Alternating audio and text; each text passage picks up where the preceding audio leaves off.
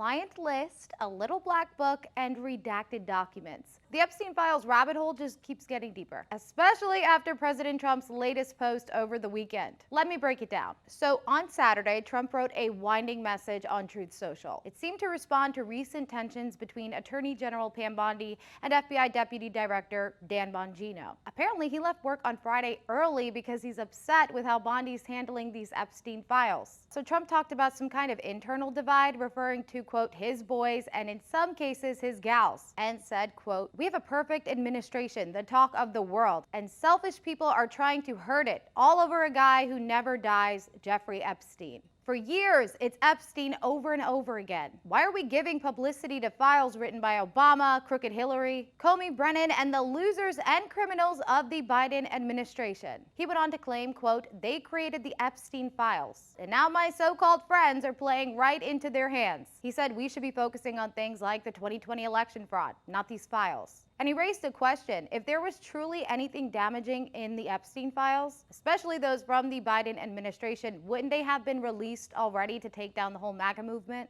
Now here is where it gets interesting. For the first time, we're seeing real division within Trump's base. Some of his most loyal supporters are frustrated, and they're pointing their fingers right at Bondi. Political commentator Benny Johnson jumped right in after Trump's post, trying to make sense of it. So President Trump has acknowledged that the Epstein files exist here. President Trump has acknowledged that the files were written and that there is something there. He says that they were written, however, by his enemies and therefore will not be released.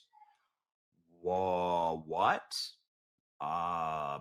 That's new. Now, as we know, the DOJ and FBI recently released a memo saying that the long-rumored client list, it doesn't exist, and that we shouldn't expect more information to come out of this case. And while the focus is mostly on Epstein's client list, people haven't forgotten about his little black book. A 97-page address book listing nearly 2,000 people, including celebrities, politicians, and business leaders. Now, when the client list bombshell was dropped last week, Georgia Representative Marjorie Taylor Greene asked this: what about her little black book? The 97-page book contains the names and contact details of almost 2,000 people, including world leaders, celebrities, and businessmen. No one believes there is not a client list. Now, the original version of that book was released by Gawker in 2015, and it included names like Trump, Michael Jackson, and British royals. For more on this story, head to our YouTube page, The National Desk, for the full in-depth video.